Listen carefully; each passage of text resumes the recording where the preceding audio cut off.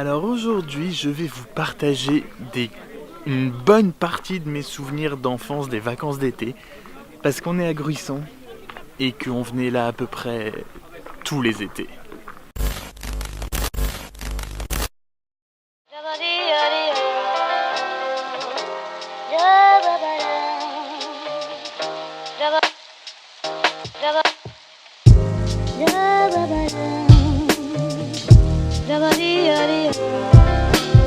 Et pour l'instant, le premier endroit juste qu'on fait, c'est pas pour moi, c'est pour Flo qui m'a même fait découvrir un truc sur une ville où je venais quasiment tous les étés donc, c'est les Salines et il y a visiblement un lac rose magnifique.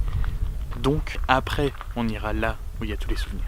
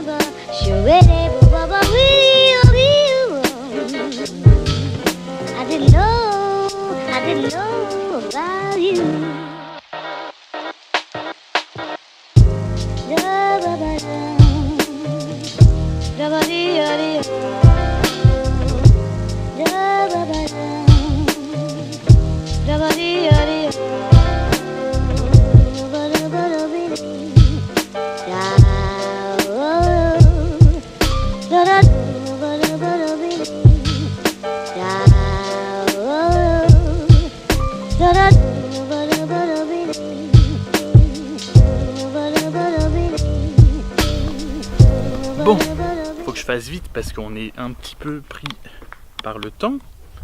Alors, donc ça fait partie des toutes petites rues de la résidence où j'ai passé, je sais même pas si c'est imaginable le nombre d'heures que j'ai passé ici et le nombre de fois où je suis passé dans les petites ruelles. Je peux pas vous dire, vous expliquer très longtemps, mais on venait donc là à peu près tous les étés. Et on avait un grand groupe de copains qu'on se réunissait tous les étés ici. Ici, c'est la piscine de la résidence et on avait notre coin qui est juste par là et on jouait aux cartes toute la journée au bord de la piscine. Ce qui rendait un peu fou mes parents puisqu'on était à côté de la mer et qu'on n'y allait absolument jamais. On passait tout notre temps ici. Je vous dis, j'ai un nombre d'heures de souvenirs ici, c'est assez fou et du coup à chaque fois que je reviens ici ça me fait toujours vraiment quelque chose parce que quand on grandit et qu'on se fait tous ces souvenirs d'été, moi je les ai ici au même endroit et c'est un truc de ouf et c'est un endroit que j'adore vraiment. Et je sais pas, maintenant j'y viens plus du tout, mais j'aimerais bien y revenir quelques années avant pour revivre tout ça. Et juste pour vous dire vite fait, si on continue par là, vraiment tout droit, comme ça, pendant 5 minutes maximum, il y a la mer. Mais là tout de suite, si je prends 5 minutes de plus, on va louper le train. Comment vous expliquer calmement ce qui se passe? Il y a 5 jours, quand on a rejoint mes parents à Agen, on a pris le train. Le trajet dure 1 heure. On a eu 1h20 de retard. On n'était pas pressés à la limite, c'est pas très grave. Là, nous sommes à Narbonne. Notre train était censé être, on devrait être parti, il est 18h40. Et le train est annulé depuis 8h ce matin. On n'a eu aucune notification, rien du tout. Donc là, on va à Toulouse en bus et on ne sait pas ce qu'on fait à Toulouse. La dame nous a dit en gros, allez à Toulouse, voyez avec les gens de Toulouse. Donc en gros, prends le bus et démerde-toi. Je suis extrêmement vénère. La SNCF, je pense qu'on pourrait leur donner le prix de la pire entreprise du monde, mais vraiment la pire entreprise du monde. Je sais même pas comment c'est possible d'être aussi incompétent. 8h du matin, même pas une notif sur le téléphone, quoi. Donc là, on va aller à Toulouse et on va voir. Alors, nous sommes on est une semaine presque après la fin, les dernières images que j'ai tournées de ce vlog, tout simplement parce que je voulais pouvoir le finir plus calmement et que du coup on avait des choses à faire pour la SNCF, pour ce trajet. Alors, pour expliquer ce qui s'est passé donc par la suite, on est bien allé à Toulouse en bus. Donc déjà on a pris le bus à la place du train, et là donc on arrive à Toulouse à 20h45 peut-être, quelque chose comme ça. Et en arrivant dans le hall, on voit donc le dernier train pour Bordeaux annulé. On va donc au point info, où là je tombe sur une dame, qui évidemment elle n'y était pour rien, mais voilà, il fallait que... voilà. Qui me dit donc que la solution qu'ils nous proposent, c'est qu'ils avaient mis 3 wagons couchettes en gare pour qu'on dorme dans la gare, en attendant le lendemain matin pour prendre le train, tôt le matin. Un wagon couchette. Un wagon couchette pour des heures et des heures au final à ne pas être prévenu, où on aurait pu trouver un plan B. Pour un voyage en bus fait complètement à l'arrache, mais total. Et donc, me vient à l'esprit, je dis mais, je sais pas, un hôtel Et là elle me dit que non, que tous les autres... Ah ça, écoutez bien, je cite, hein. Il n'y a pas un hôtel dans tout Toulouse qui avait des chambres libres. Ils n'ont pu que, par miracle, trouver des chambres pour les gens qui étaient un petit peu malades ou voilà, qui nécessitaient vraiment un confort particulier, donc ce que je peux comprendre. Mais donc cette dame de la SNCF me sort qu'absolument aucun hôtel sur Toulouse n'est disponible pour nous loger. Donc on va mettre des wagons couchettes. Et c'est là que j'ai craqué. Complètement.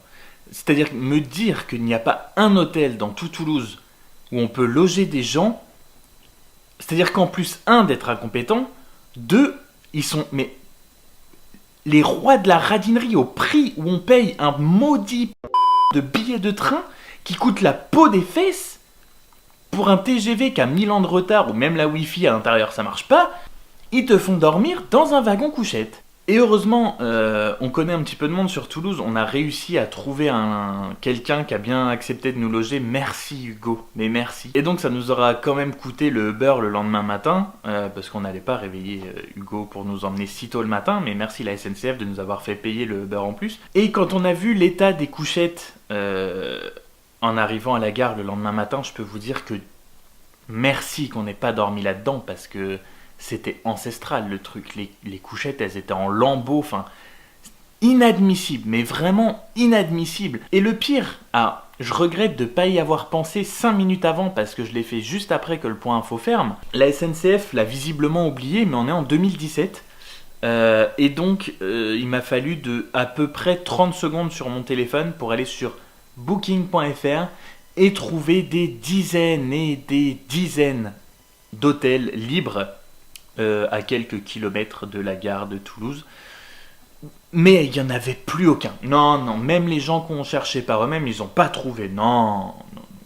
On leur a écrit un courrier, mais la SNCF, peut-être que vous améliorerez votre image le jour où vous en avez envie et surtout le jour où vous arrêterez de vous foutre de la gueule de vos voyageurs. Et surtout que ça vous ferait du bien un peu de concurrence quand même, parce qu'au final... proposer un wagon couchette et ne même pas loger les gens dans un hôtel, au final, ils en ont rien à carrer. Ils sont tout seuls. De toute façon, qu'on dorme dans un wagon couchette ou quoi, tu peux rien dire, c'est les seuls à faire du chemin de fer. C'est les seuls à faire du train, il n'y a aucune concurrence, donc pourquoi trouver des hôtels aux gens? De toute façon, ils n'ont pas le choix, ils sont obligés de voyager avec nous. Et donc voilà, ces vlogs de vacances se finissent donc sur cette note de la SNCF, mais mis à part ça, ça a fait vraiment du bien de partir quelques jours.